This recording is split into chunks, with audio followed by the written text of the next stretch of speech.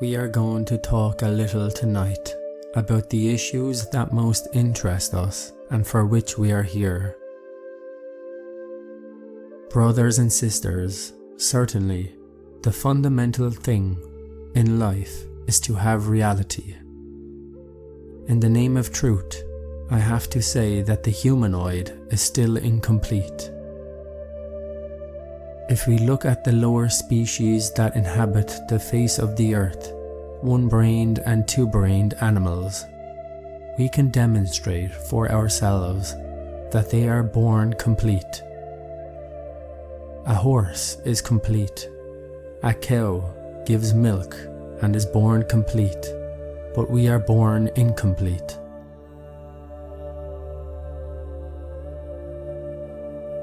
Our humanoid body is formed inside the maternal womb.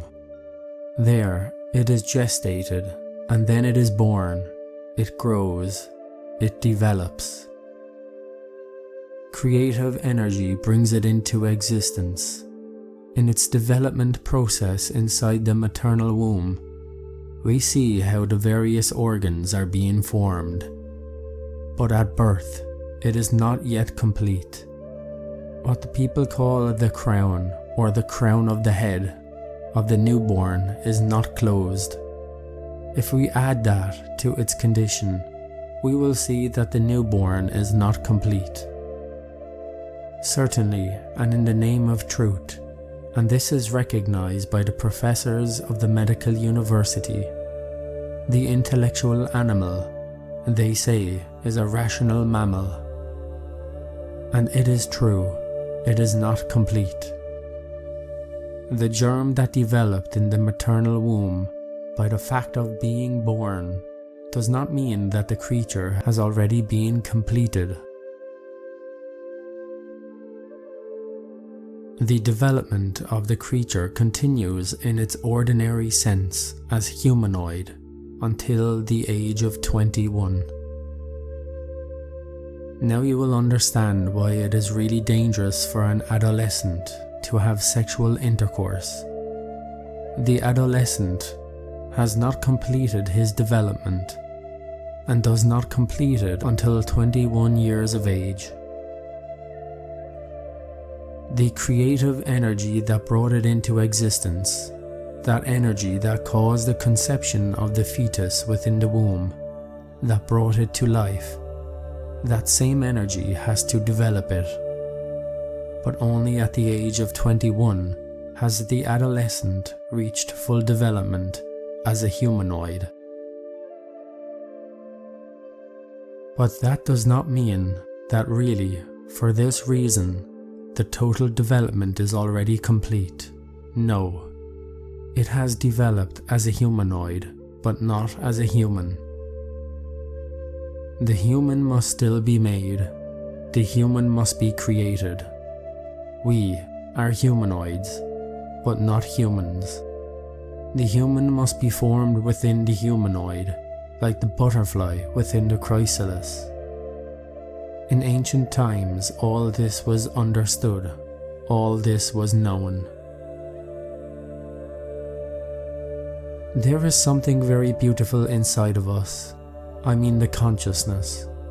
I mean the essence. What is called soul.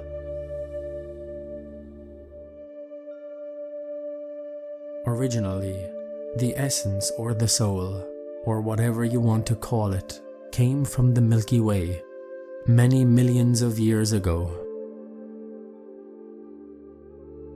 The essence of each of those present here came from the Milky Way, and in the Milky Way it will resonate with the harmony of the universe. Later, it passed to the solar system, and continuing through the planets of the system, it arrived here in the planet, then developed as a mineral, continued as a vegetable, continued as an animal, and finally was incorporated into a humanoid organism.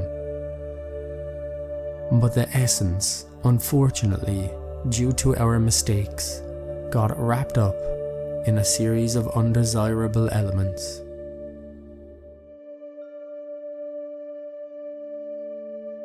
The essence is the consciousness, and it is wrapped or bottled up in an accumulation of undesirable elements. It is necessary to break those elements so that the essence awakens. An awakened essence, an awakened consciousness, has access to the superior worlds of eternity. An awakened consciousness can see, touch, or taste the great realities of the world of pure spirit. An awakened consciousness can control all the adverse circumstances of life. An awakened consciousness is never a victim of circumstances. It can direct them at will. It can originate new circumstances. But for the consciousness to be awake, the undesirable elements that we carry within must be destroyed. Those elements are anger, greed, lust, envy, pride, laziness, gluttony, etc. It is necessary to remove such elements and instead create something different. Those undesirable elements that we carry within us are a wrong creation, a false creation, and it must be destroyed.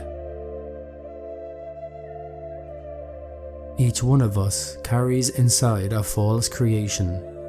We need to make a new creation within ourselves, and this is only possible by destroying our psychological defects, ending all those errors that we carry in the depths of ourselves. We need to finish those errors, eliminate those defects, and create something new within ourselves. It is possible to create something new. It is possible to create the superior existential bodies of the being. If each humanoid takes advantage of that creative energy that brought them into existence, that energy through which they were able to have a body of flesh and blood, if they reach the age of 21, and instead of squandering it, they take advantage of that energy to create their superior existential bodies of the being, the essence will be clothed with those bodies. That would be a new creation. So it is better to make a new creation than to continue with that old false creation that we all have within. The old creation that we carry within us, I repeat, is constituted by the psychic aggregates, and these aggregates are our defects. We have countless flaws. As Virgil stated, "No, not if I had 100 mouths, 100 tongues, and throats of brass, inspired with iron lungs, I could not half those my horrid crimes describe, nor half the punishments those crimes have met."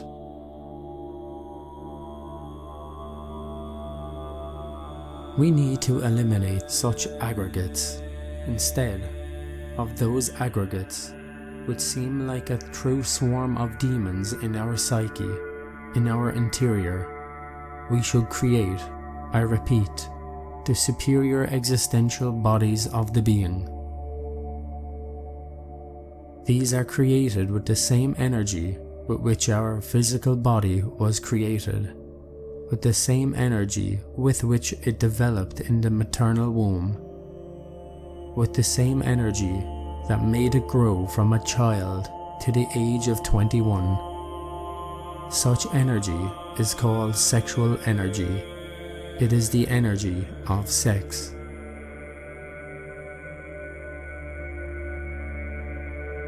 So, in ancient times people were wiser. In Lemuria, people lived from 12 to 15 centuries. And there was, at that time, enough time for the essence to dress itself with the superior existential bodies of the being. The Lemurians, after the age of 21, instead of wasting their creative energy, they transmuted it. With that energy, they created the superior existential bodies of the being. And if they took many centuries to get married, it did not matter, because they lived from 12 to 15 centuries. So that, always in the long run, they could afford to manufacture, through their sexual energy, the superior existential bodies of their being. Nowadays, life is very short. At the age of 21, youth properly begins. Before the age of 21, there is adolescence first, and second childhood. Unfortunately, adolescents already spend their sexual energy without having even finished their development as humanoids. If adolescents, instead of squandering their sexual energy, saved it, and upon reaching 21 years of age, intelligently took advantage of it to create the superior existential bodies of the being, we would have a harvest of masters.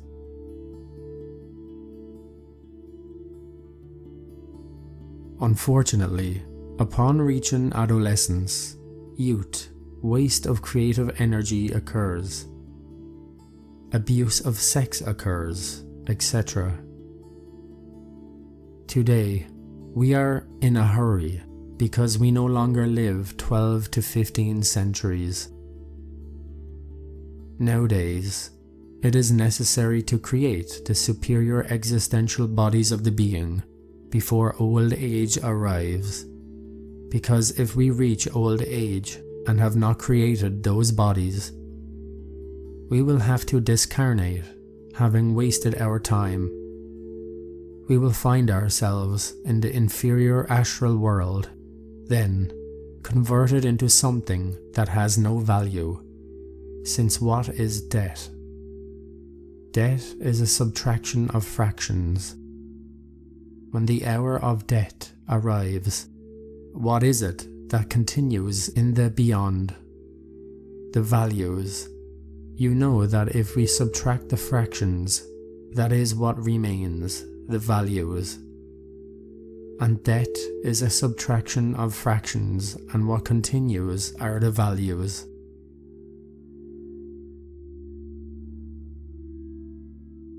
But what values are those? Positive values and negative values. The eyes of good and the eyes of evil. The eyes are our defects. All of these are eyes. What is ego then? A sum of eyes. And those eyes, what are they? They are undesirable subjective elements. Not all eyes are bad. There are good ones, but they do not know how to do good. They do good when it should not be done. The eyes of good do not know how to do good. You know, for example, that the water in the sink is useful. You know very well that the fire in the kitchen is good. But if the water, for example, runs out of the sink and floods the house, it will be bad.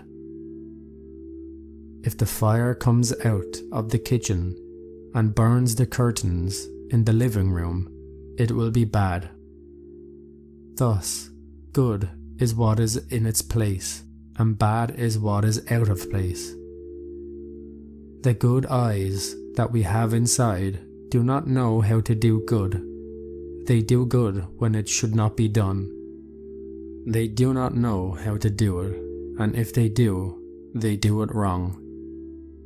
This is why it is necessary to put an end to the eyes of good, and to put an end to the eyes of evil.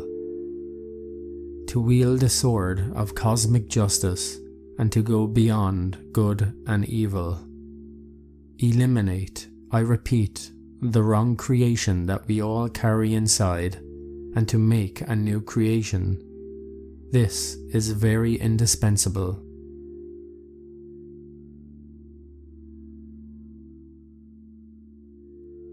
How shall we make that new creation? Well, simply by transmuting the creative sexual energy. Instead of walking around in lustfulness, in fornications, take advantage of that energy that put our body into existence, that wonderful energy that made us grow. Use it wisely to create the superior existential bodies of the being. If we did not do the work, if we did not put an end to that mistaken creation that we have inside, all of those eyes, well, that bunch of devils is the only thing that will continue there in eternity after death. But if we create the superior existential bodies of the being and eliminate our psychological defects, we will receive the psychic and spiritual principles, and we will become true humans, real humans. With the sexual energy, wonders can be done. If we transmute our sexual energy, with it we can create the astral body. You know that you have an astral body when you can use it, when you can travel with it. You know you have an astral body when you can use it, like your hands or your feet. That astral body is subject to 24 laws. It is a marvelous organism.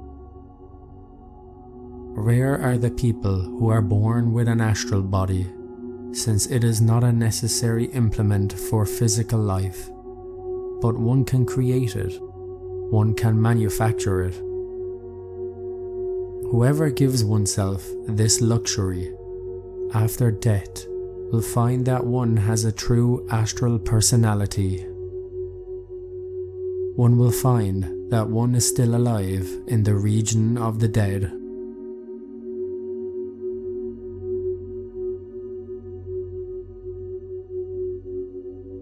One can also afford to create the mental body. Ordinary people do not have a mental body. Really, each psychological defect is personified by an eye. We have many eyes inside of us, and not just one, and each one of these eyes that we have has its own mind to think, so we have many minds. Those who speak, those who say that we have one mind, are wrong. We need to create an individual mind, and that is possible by transmuting the sexual energy and eliminating from our understanding the multitude of eyes that we have. One knows that one possesses the body of objective reasoning, or of the individual mind, when one truly learns how to think in accordance with the data of our consciousness. The mental body is the body of objective reasoning. There are two types of reasoning, my dear brothers and sisters. The first is subjective reasoning. It is based on external sensory perceptions, with the data of the senses. One elaborates one's concepts, and this is how it works. With the data of the senses, one elaborates one's concepts, and this is how it works. One cannot know anything about reality, about truth, about the being, about God, because one's reasoning processes are based on the data from the five senses and nothing else. That is why Mr. Immanuel Kant, the great philosopher, in his critique of pure reasoning, demonstrated that subjective reasoning, the common and ordinary reasoning that we all possess, could never know anything about the truth, about reality. But there is another reasoning that is well worth developing within us. I mean objective reasoning. Objective reasoning is when you have a mental, individual body, and that mental body must be manufactured, and it is manufactured with sexual energy through the transmutation of the creative sexual energy. Whoever possesses that mental body will have objective reasoning. The objective reasoning is based on the data of the consciousness. It works with the data provided by the consciousness. Humans of objective reasoning are true sages, the enlightened ones. One knows that one possesses an individual mental body when one is capable of receiving divine wisdom directly, when one is capable of thinking without the need of the information from the five senses.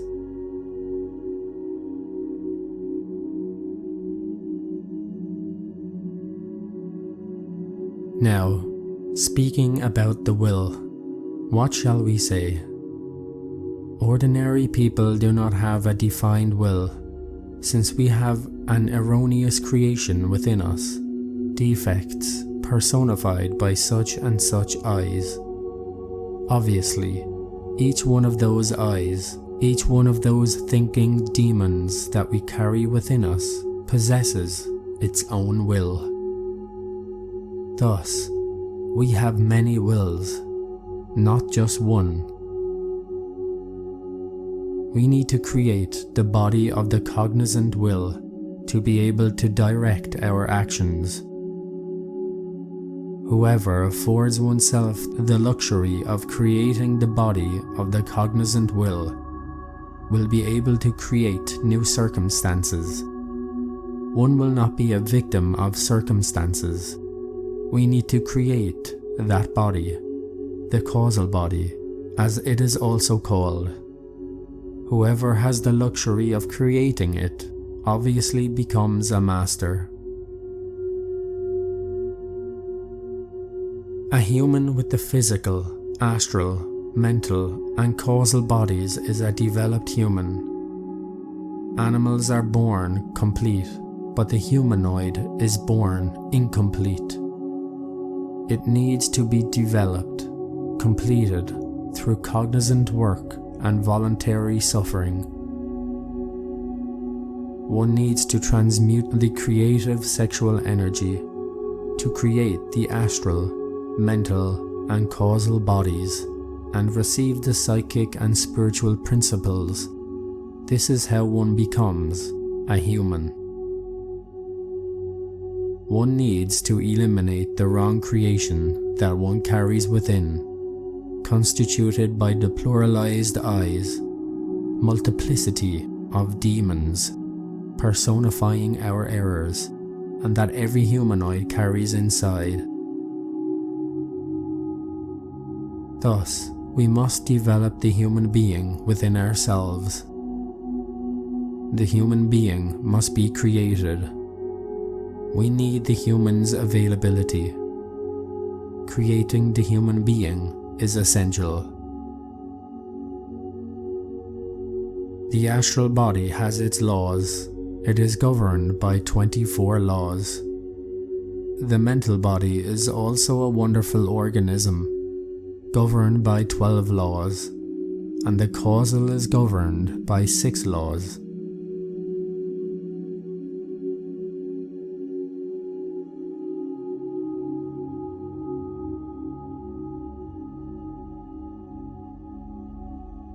The astral body has its anatomy, its physiology.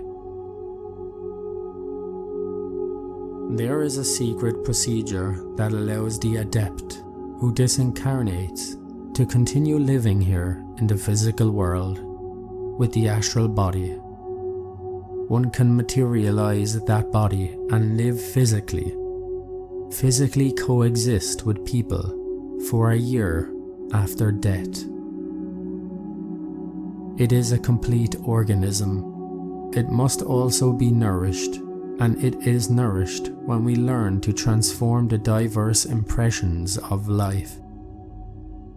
When we learn to transform them through a very simple key, which consists in learning to welcome the unpleasant manifestations of our fellow people.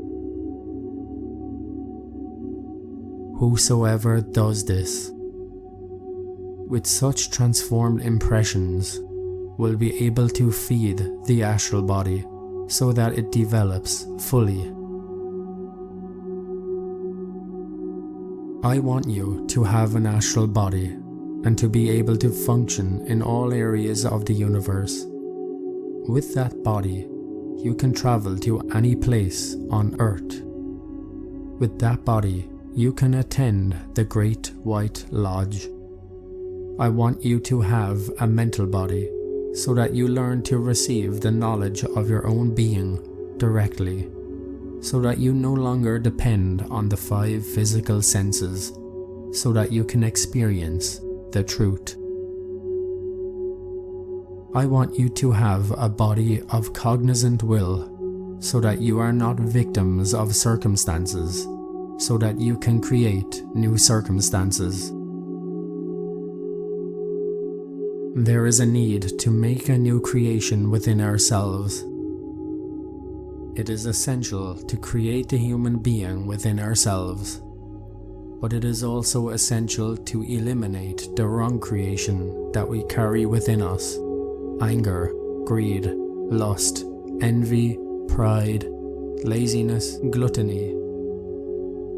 All these defects are personified by living demons. In ancient Egypt, such demons were called the red demons of Set. So then, we must put an end to those red demons to liberate the soul, to liberate the consciousness, and instead of that mistaken creation, manufacture the superior existential bodies of the being. You have to do the great work, but do it with love. After receiving this knowledge, we must share it with our fellow people. Take the teaching to all corners of the world. Found everywhere groups of people who are, in truth, willing to study the entire body of doctrine.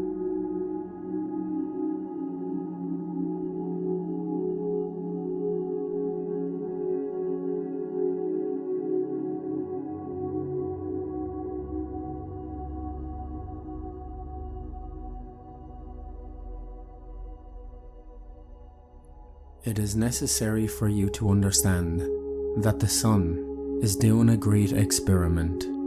The Sun wants to create solar humans. During Abraham's time, there were quite a few creations of solar humans.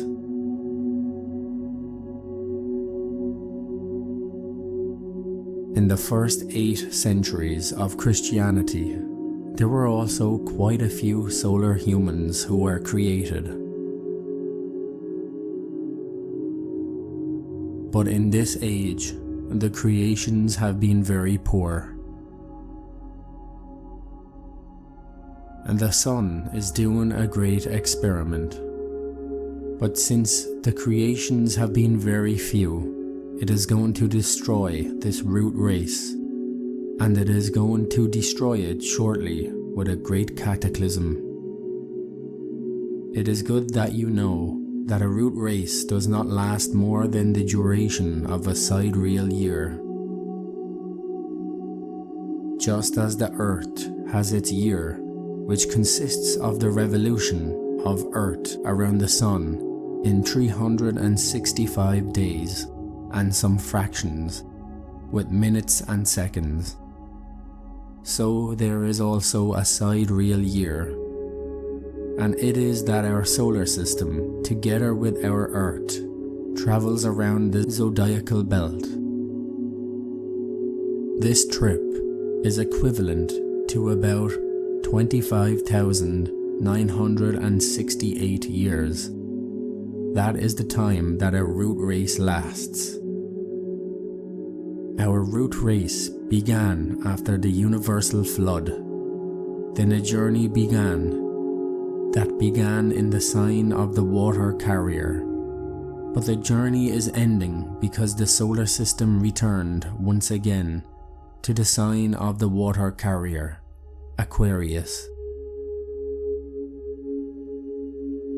During the journey, the poles of the Earth are deviating, and we already know that at this time, the geographic pole does not coincide with the magnetic pole.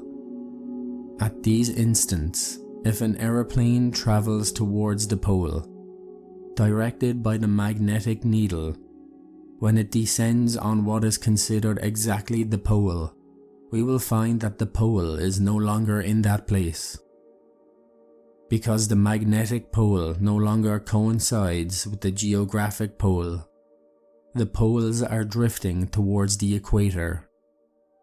This is due to the changes in the climates, the alterations in the spring, the alterations in the summer, etc. And soon the axes of the Earth will have been revolutionized. Add to this unusual event the arrival of the planet Hercolubus. Like a gigantic monster comes to devour the Earth. It is already in view of all the telescopes in the world. It belongs to a very distant solar system, which is called the Tylo system. Hercolubus is 6 times bigger than the planet Jupiter and will pass through an angle of our solar system. When this is the case, the revolution of the axes of the Earth will precipitate, and the fire of the volcanoes attracted by the force of gravity of the planet Hercolubus will set the world on fire, and the water will complete the tragedy. The seas will change their beds, and these lands on which we are living will remain at the bottom of the seas. Indeed, the journey is ending. There are only a few degrees left for the journey to come to an end. And it is good that you understand this, that the journey is coming to an end, and that a root race does not last more than the sidereal year. Now, just as the Earth has its 4 seasons, spring, summer, autumn, and winter, so also the sidereal year has 4 seasons: spring, the golden age; summer, the silver age; autumn, the copper age; and winter, the iron age.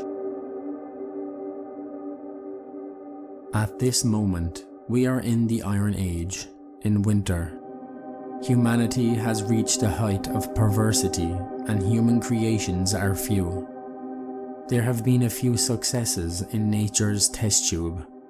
People have lost all interest in the solar intelligence, and when people lose all interest in solar intelligence, the sun also loses interest in people and has the luxury of creating a new root race for the experiment in the laboratory of nature. The sun wants to create solar humans, but it is not possible to make that creation if we do not cooperate with the sun. Within us are the seed germs of the astral, mental, and causal bodies, which, if developed, we become solar humans. But it is necessary that they develop. They cannot develop if we do not cooperate with the sun. We need to cooperate with the sun, my esteemed brothers and sisters, if we want the development of the superior existential bodies of the being.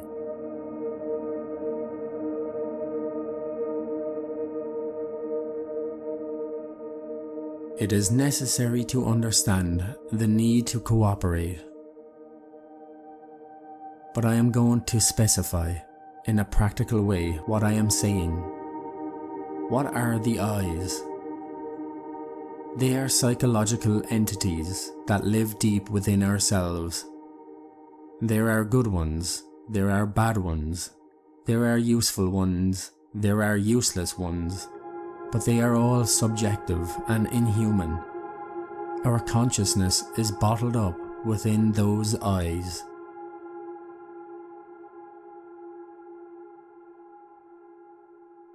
We need to pulverize them, to reduce them to ashes, and that is possible if we are always in a state of alert perception, alert novelty.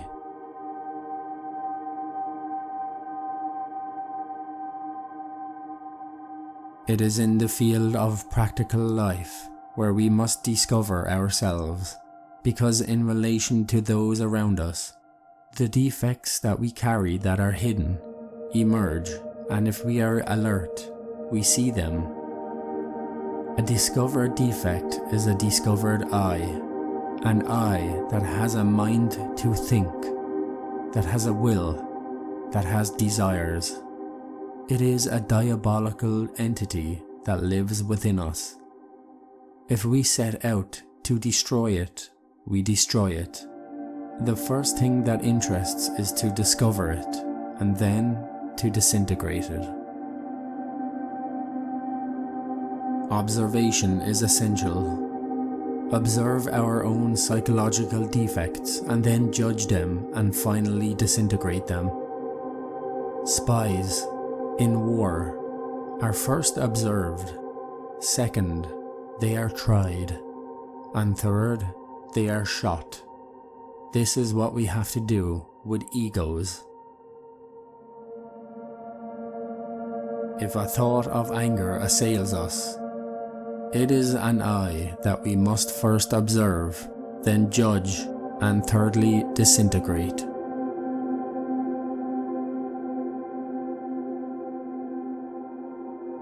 Yet, it is not possible to disintegrate any psychological defect with the mind. The mind, by itself, can label any defect with any name it wants, pass it from one level to another, hide it from itself and from others, but not finish it, not annihilate it. It takes a power that is superior to the mind. Fortunately, that power exists. I want to refer emphatically to the power of the Kundalini. Through the Divine Mother Kundalini, we can pulverize any defect. Kundalini is Tonantzin. Kundalini is Isis. Kundalini is Ram-Eo. Kundalini is also Diana the Huntress. Likewise, she is Adonia, and she is Isoberta, and she is Rhea, and she is Sibella, and she is Maria, a part of our own being, but a derivative. So, if we appeal to her, to that part of our own being, and we beg her from the bottom of our hearts to disintegrate the I that we have understood, that we have comprehended, she will do so. She will pulverize it. She will disintegrate it.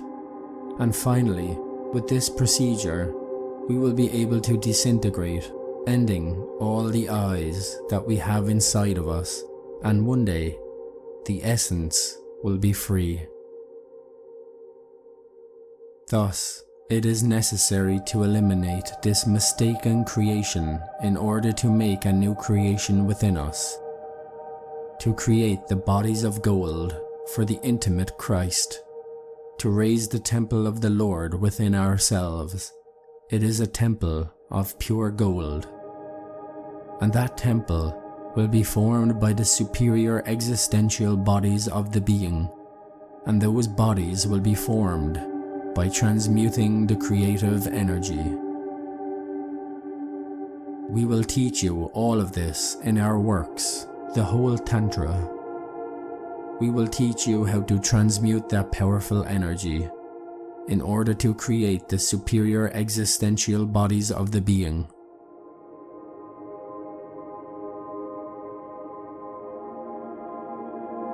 In my books, I have written what that science is.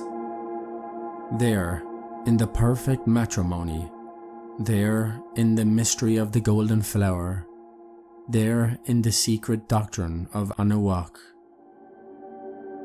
In those books is the key to transmute the creative sexual energy, and by means of it, create the superior existential bodies of the being, and become solar humans. Thus, eliminating the inhuman and creating the human within us is necessary. It cannot be postponed. Sacrifice for humanity is the third factor. Of course, if we truly love human beings, we will raise the torch high to show the way to others. Unfortunately, today, as we are nothing but simply humanoids. The time has come to create the human, for a human to emerge, for a human to appear. People continue to believe they are humans, but a human is the king of creation. Which one of them can govern themselves? Behold, if we are not capable of governing ourselves, how can we govern the universe? And if the human is the king or queen of the universe, then wouldn't it be contradictory to say that all of us who inhabit the earth are humans? If that were true, we would all be kings and queens of creation, masters of the universe.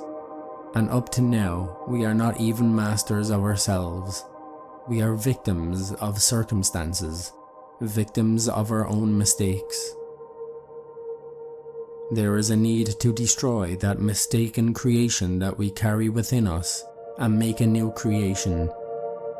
It is beautiful to have an astral body, to explore all corners of the universe. It is beautiful to possess a mind that can function with the exclusive data of the consciousness. It is beautiful to possess a body of willpower that will allow an individual to govern all circumstances, to become a master, but truly master of the universe. So ends my talk for tonight, dear friends. Inverential peace.